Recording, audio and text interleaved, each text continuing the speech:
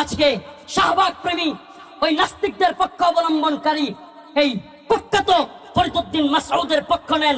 ফরিদউদ্দিন মাসউদকে বাঁচানোর জন্য তাকে আল্লামা বানায় দিচ্ছেন। এই ব্যক্তিটা আল্লামা সাইদি রাহিমাহুল্লাহর ফাঁসি দাবি করেছিল। এই সেই কুখ্যাত ব্যক্তি, মনে আছে আপনাদের? শাহবাগে গিয়া আল্লামা সাইদি রাহিমাহুল্লাহ যেই মানুষটা মাজলুম তার বিরুদ্ধে ফাঁসির দাবি করা, ফরিদউদ্দিন মাসউদের পক্ষ নেন। ফরিদউদ্দিন মাসউদের পক্ষ নিয়া তালই পরিচয় দিয়া থানা ঘেরাও করবেন। তারপরে বলেন যারা ফরিদউদ্দিন মাসউদের বিরুদ্ধে তারা নাকি ইসলাম বিদ্বেষী। নাউজুবিল্লাহ। আরে ফরিদউদ্দিন মাসউদ নিজেই তো ইসলাম বিদ্বেষী। যে ব্যক্তি আল্লামা সাইদি রাহিমাহুল্লাহর ফাঁসি দাবি করে, যে ব্যক্তি 1 লক্ষ মুফতির ফতোয়া তৈরি করে জিহাদের বিরুদ্ধে অবস্থান নেয়, এ ব্যক্তির নিজের ঈমান নিয়েই তো টানাটাই। কি শাহবাগের নাস্তিকদের পক্ষ নেওয়া সেই নাস্তিক প্রেমী মৌলবী পকেট আর পেটের দান্দাবাজ ফরিদউদ্দিন মাসউদ, এই ব্যক্তিটার পক্ষে লোক পাওয়া যায়, আশ্চর্য লাগে। অথচ ঈমানের দাবিতে রাসূলুল্লাহ সাল্লাল্লাহু আলাইহি সাল্লামের ভালোবাসায় ব্লগার রাজীব, অভিজিৎ রায়, ফয়সাল আরিফিন দীপন, ওয়াশিকুর রহমান বাবু সহ 13 সালে একের পর এক নবীকে নিয়ে কটূক্তিকারী এই নাস্তিক শাতেমগুলো যখন রাসূলকে নিয়ে কটূক্তি করতেছিল, গালি দিতেছিল, আম্মাজানদের চরিত্র হানি করতেছিল, আমার কিছু ভাইরা তাদের বিরুদ্ধে দাঁড়ায় গেল, তাদের বিরুদ্ধে প্রতিবাদ করলো, ফেসবুক অনলাইনে লেখালেখি করলো। আজকে হাসিনা তো চলে গেল, কিন্তু আজও পর্যন্ত আমার সেই শাতেম বিরোধী ভাইগুলো, আমার সেই ইশকে নবীর দাবিতে আশিকে রাসূলগুলো এখনো এখানে বন্দী অবস্থায় বছরকে বছর পড়ে আছে। দেখলাম না একদিন, আজকে আপনি একজন সিনিয়র দলের এত বড় লিডার হয়ে আপনাদেরকে ভালোবাসি, তবুও কথাগুলো বলতে বাধ্য হচ্ছি। আজকে শাহবাগ প্রেমী ওই নাস্তিকদের পক্ষ অবলম্বনকারী এই কুখ্যাত ফরিদউদ্দিন মাসউদের পক্ষ নেন। ফরিদউদ্দিন মাসউদকে বাঁচানোর জন্য তাকে আল্লামা বানায় দিচ্ছেন। এই ব্যক্তিটা আল্লামা সাইদি রাহিমাহুল্লাহর ফাঁসি দাবি করেছিল। এই সেই কুখ্যাত ব্যক্তি, মনে আছে আপনাদের? শাহবাগে গিয়া আল্লামা সাইদি রাহিমাহুল্লাহ যেই মানুষটা মাজলুম তার বিরুদ্ধে ফাঁসির দাবি করা, ফরিদউদ্দিন মাসউদের পক্ষ নেন। ফরিদউদ্দিন মাসউদের পক্ষ নিয়া তালই পরিচয় দিয়া থানা ঘেরাও করবেন। তারপরে বলেন যারা ফরিদউদ্দিন মাসউদের বিরুদ্ধে তারা নাকি ইসলাম বিদ্বেষী। নাউজুবিল্লাহ। আরে ফরিদউদ্দিন মাসউদ নিজেই তো ইসলাম বিদ্বেষী। যে ব্যক্তি আল্লামা সাইদি রাহিমাহুল্লাহর ফাঁসি দাবি করে, যে ব্যক্তি 1 লক্ষ মুফতির ফতোয়া তৈরি করে জিহাদের বিরুদ্ধে অবস্থান নেয়, এ ব্যক্তির নিজের ঈমান নিয়েই তো টানাটাই। আর সেই ব্যক্তিকে নিয়ে আজকে এত বড় জজবা দেখান, হুঙ্কার দেখান, অথচ ইশক নবীর দাবিতে আল্লাহ কসম আল্লাহর কোন পীর, কোন মুফতি, কোন শাইখুল হাদিস, কোন বড় বড় আলেম আল্লাহর কাছে জবাব দিতে পারবে না।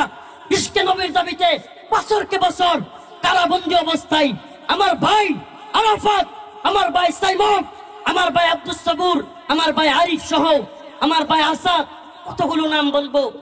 কারাগারে যখন ছিলাম বিভিন্ন সময় কোর্টে যেতাম, কোর্টের গাড়িতে ওই প্রিজন ভ্যানের মধ্যে দেখা হইতো আল্লাহ এক একটা যেন জান্নাতি যুবক, এক একটা যেন জান্নাতি যুবক, উম্মার প্রতি তাদের ফিকির, এক একটার 1টা 2টা 3টা করে ফাঁসি লেগে আছে। অথচ এদের মনের ভিতরে উম্মার প্রতি যে দরদ দেখেছি, আলেমদের প্রতি যে ভালোবাসা দেখেছি, দেশ এবং দেশের অবস্থান নিয়ে ওদের ফাঁসি বাদ দিয়া যে চিন্তা দেখেছি, সেই ভাইগুলো কারাগারে পড়ে আছে। কোথায়? একদিন তো আপনাদের ইশকে নবীর দাবিতে হুঙ্কার দেখলাম না। কষ্ট লাগে। আপনি যেই পথে কাজ করতেছেন, যে দলেরই হন, আপনাদেরকে ভালোবাসি। আপনারা বুঝেন না, অনেকেই দল করেন, মনে করেন হুজুররা মনে হয় এই দলের বিরুদ্ধে। ওয়াল্লাহি দলের পক্ষে বিপক্ষে অবস্থান নেওয়া আমাদের জন্য কাজ নয়। আমরা চাই উম্মাহ ঐক্যবদ্ধ হোক। কিন্তু যখন দেখি শাহবাগের কুখ্যাত মৌলবীর পক্ষ নিয়া থানা ঘেরাও করবো, তারপরে বলে যারা তার বিরুদ্ধে যায় ইসলাম বিদ্বেষী, তখন অন্তরে কষ্ট লাগে। আমি চাই এই জরন কোনাবাড়ির এই প্রোগ্রাম থেকে আমার আওয়াজ হয়তো কারাগারেও যাচ্ছে, যেখানে দীর্ঘ 32টা মাস কাটিয়ে দিয়েছিলাম। যদি চাই এই আওয়াজ ছড়ায় পড়ুক সবার অন্তরে। ইশকে নবীর দাবিতে আজকে আমাদের ভাইগুলো দীর্ঘদিন যাবৎ বন্দী। বহির্বিশ্বের ধ্বজাধারীরা ভারতের চাপে বহির্বিশ্বের চাপে আমাদের দেশে যেই সরকারি আসে এই ভাইগুলোর জামিনের ব্যবস্থা করতে চায় না। আমাদের দাবি হলো এই ভাইগুলোকে দ্রুত মুক্তি দেওয়া হোক। চান আপনারা? চান? হে মুসলিম উম্মাহ, ইশকে নবীর দাবিতে আওয়াজ তুলো। ইশকে নবীর দাবিতে যারা কারাগারে আছে প্রত্যেকটা মুমিন মারতে মুজাহিদের জামিন দিতে হবে। রাজি আছো তো ইনশাআল্লাহ? প্রতিবাদ হোক করে করে। ইশকে নবীর দাবিতে ফয়সাল আরিফিন দীপন হত্যা মামলায় একটা ভাইও কারাগারে থাকতে পারবে না। ব্লগার রাজীব হত্যা মামলায় একটা ভাইও কারাগারে থাকতে পারবে না। এই আওয়াজ আমাদের তুলতে হবে। এই আওয়াজ প্রত্যেকটা মুমিনের ঘরে ঘরে পৌঁছে দিতে হবে। এই আওয়াজ বাংলার ঘরে ঘরে পৌঁছায় দিতে হবে। আমরা চাই যে সরকারি আসুক এই ভাইদের দ্রুত মুক্তির ব্যবস্থা করেন। প্রিয় হাজিরিন, হিন্দুত্ববাদী চক্র, ইহুদিবাদী চক্র, খ্রিস্টীয় চক্র, সব চক্র মিলে ষড়যন্ত্র চলতেছে। সাবধান, চোখ কান খোলা রাখতে হবে। প্রিয় মুসলিম যুবক, তোমাদেরকে বলি আমরা ফেসবুকে লেখালেখি করি দাওয়া এবং জিহাদের পক্ষে। এজন্য কিছু ভাইরা গণতন্ত্রকামী, এদেরকে আমি অবুঝ দিনী ভাই মনে করি। আমি এরা অনেক সময় দ্বীনের পক্ষে থাকা মর্দে মুজাহিদ, কারাগারে রিমান্ডে নির্যাতনের শিকার হওয়া আলেমদের বিরুদ্ধেও কলম ধরতে এদের হাত কাঁপে না। এরা মনে করে এই তন্ত্র মন্ত্র দিয়া দিন বিজয়ী হয়ে যাবে, দিন প্রতিষ্ঠা করে ফেলবে। করেন না চেষ্টা তো পৃথিবীর শুরু লগ্ন থেকে আজ পর্যন্ত হলো?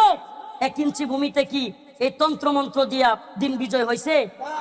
আরে বুন্দা না, আব্রাহাম লিঙ্কন, জর্জ রসু, এরা আপনাদের মতো বুদায় না। এরা গণতন্ত্র প্রতিষ্ঠাই করছে সেকুলাররা ক্ষমতায় যাওয়ার জন্য। এরা ইসলামিক দল ক্ষমতায় যাওয়ার জন্য গণতন্ত্র প্রতিষ্ঠা করে না। এটা মনে রাখবেন। আজ হোক কাল আপনারা ফিরে আসবেন। আমরা জানি হতাশ হয়ে ফিরে আসবেন। তন্ত্র মন্ত্র দিয়ে হয় না। আরে মিশরে মুরসি ক্ষমতায় আসছিল, 10 দিনও কয়েকদিনও টিকতে পারে নাই, মুরসির কুরসি চলে গেছে। কেন? দিন প্রতিষ্ঠা করার চেষ্টা করলেই এই বহির্বিশ্ব নামদারি ভণ্ডরা আপনাকে বাধা দিবেই। আপনি তন্ত্রমন্ত্র দিয়ে দিন বিজয়ী করতে পারবেন না, এ সম্ভব না। দাওয়া এবং জিহাদের মাধ্যমে আফগান বিজয় হয়েছে কি হয় নাই? সোভিয়েত রাশিয়া কি পাওয়ারফুল! একসময় বলা হয়তো সোভিয়েতের সূর্য অস্ত যায়, কি যায় না, এত বিশাল ছিল সোভিয়েত। বলেন, আফগানে মোল্লাদের উপর আক্রমণ চালানোর পর নাকে খত দিয়া রাশিয়া পালাইছিল কি পালাই না? নাকে খত দিয়া পালাইতে হয়েছে। সুবহানাল্লাহ। শুধু তাই না, নেটো যখন আসলো, আরে Britain, America, France, Germany, Netherland, Italy সব রাষ্ট্রকে নিয়ে 48টা রাষ্ট্র নিয়ে নেটো গঠন কইরা আফগানে আসলো। সুবহানাল্লাহ। মোল্লাদেরকে হারাইতে তো পারেই নাই, উল্টা নাকে খত দিয়া 2021 সালের আগস্টে 15 আগস্ট বিদায় নিছে। মনে আছে? পথ এটাই ভাই, পথ এটাই। আল্লাহ রসুলের পথ, কোরআন সুন্নাহর পথ, দাওয়া এবং জিহাদের পথ। কে জঙ্গি বললো, মৌলবাদী বললো? আরে ভাই, নেতানিয়াহু ভুটের ভাষা বুঝে না, এই মোদি ভুটের ভাষা, সিলের ভাষা বুঝে না, এরা বুঝে তরবারির ভাষা। এই নেতানিয়াহু, এই হিন্দুত্ববাদী তাগুতি মোদি সরকার, এই সমস্ত জালেমদেরকে থামাতে হলে অবশ্যই আমাদেরকে অস্ত্রের ভাষায় বুঝতে হবে। আমি তো বলি দায়িত্বশীলদেরকে, যুবকদেরকে বলি, প্রস্তুতি নাও, প্রস্তুতি নাও। আমরা ফেসবুকে কেন বলি? ফেসবুক একটা বিরাট বড় প্ল্যাটফর্ম। যারা আমাদেরকে ফেসবুকের মুজাহিদ বলো, তাদেরকে বলি, ভাই তুমি বুকার স্বর্গে বাস করো। জালেমরা হঠাৎ করে আন্দোলন চাঙ্গা হইলেই ফেসবুক বন্ধ করে দিত না। কেন ফেসবুক বন্ধ করে দেয়? কেন ফেসবুক বন্ধ করে দেয়? কারণ ফেসবুক একটা বিরাট বড় প্ল্যাটফর্ম। এখানে আন্দোলন চাঙ্গা হলেই অফলাইনেও রাজপথেও আন্দোলন কি হয়ে যায়? চাঙ্গা হয়ে যায়। তুমি আমাকে ফেসবুকের মুজাহিদ বলো, মনে রাখবা ফেসবুক একটা বিরাট বড় দাওয়াতি প্ল্যাটফর্ম। ফেসবুকে তুমি গণতন্ত্রের কথা বলো, আমি জিহাদের কথা বললে তোমার গায়ে জ্বলে কেন? তুমি কি জিহাদ পছন্দ করো? তাহলে তো তুমি কোরআনকেও পছন্দ করো। কোরআনের শত শত আয়াত জিহাদের। আমরা ফেসবুকেও দাওয়াত এবং জিহাদের দাওয়াত দিয়ে যাব। কেন? কারণ হিন্দুত্ববাদী ভারত অস্ত্র নিয়ে বসে আছে। আমরা বুটের সিল দিয়ে ওদেরকে হারাতে পারবো না। যদি প্রয়োজন হয় বাংলার যুবকদেরকে নিয়ে অস্ত্র নিয়ে ভারতের বিরুদ্ধে নেমে যেতে হবে ইনশাআল্লাহ। রাজি আছো তো ইনশাআল্লাহ? হে মর্দে মুজাহিদ, মুসলিম যুবকদের পেটের বুড়ি থাকবে না। হে মুসলমান, অস্ত্রের ট্রেনিং দিতে না পারো, শারীরিক ট্রেনিং দেওয়া শুরু করো। ওপেন বলে যাচ্ছি, ওপেন। এজন্য কি হবে পরোয়া করি না। এই হিন্দুত্ববাদী তাগুতি ব্রাহ্মণ্যবাদীদের বিরুদ্ধে মুসলিমদের একটা গাজওয়া হবে, জিহাদ হবে। এটা আমার মুখের কথা নয়, রাসূলের বাণী। ইসাবাতান মিন উম্মতি আহরাজাহুম আল্লাহু মিনান নার, ইসাবাতুন তাগজুল হিন্দা ওয়া ইসাবাতু মার ঈসা ইবনে মারইয়াম। রাসূল বলে গিয়েছেন, হিন্দুত্ববাদী ব্রাহ্মণ্যবাদী তাগুতি শক্তির বিরুদ্ধে মুসলিমদের একটা যুদ্ধ হবে, গাজওয়াতুল হিন্দ আসন্ন। হও মুসলিম যুবক, তৈরি হও। রাসূল বলে গিয়েছেন, সেই যুদ্ধে হিন্দুত্ববাদীরা পরাজিত হবে। শুধু পরাজিতই হবে না, মুসলিম যুবকরা হিন্দুত্ববাদী নেতাদের কল্লা ধরে ধরে টেনে হিচড়ে বাইতুল মাকদিসের দিকে নিয়ে যাবে ইনশাআল্লাহ। তৈরি আছো তো ইনশাআল্লাহ?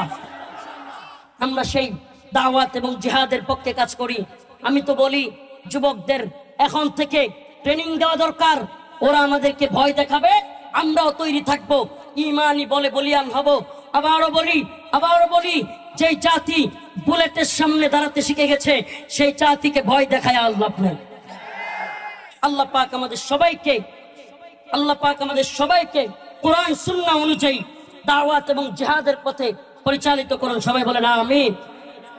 এরপরে আরো আলোচক রয়েছেন বাংলাদেশের একজন বিখ্যাত কারি, আমার খুব ভালো লাগে যার তিলাওয়াত, প্রিয় আসাদ ভাই আসছেন আজকে আপনাদের সামনে। আছেন প্রিয় কারি সাইদুল ইসলাম আসাদ ভাইয়ের কথা শুনে, তিলাওয়াত শুনে তারপরে যাবেন ইনশাআল্লাহ। যে কয়েকটা কথা বললাম, এ জাতির বিরুদ্ধে ষড়যন্ত্র হচ্ছে, এই ষড়যন্ত্রের বিরুদ্ধে আমাদেরকে ঐক্যবদ্ধ থাকতে হবে। আমরা আমাদের 1 ইঞ্চি ভূখণ্ড ছেড়ে দিব না। মুসলিমদের ভূখণ্ড রক্ষা করা এটা মুসলিমদের জন্য ফরজে আইন। এই ফরজে আইনে আমরা সবাই শরীক হব। আল্লাহ পাক আমাদের সবাইকে দ্বীনের পথে, দাওয়া এবং জিহাদের পথে পরিচালিত করুন। নাসরুম মিনাল্লাহ ওয়া ফাতহুন করিব। আসসালামু আলাইকুম ওয়া রাহমাতুল্লাহি ওয়া বারাকাতুহু।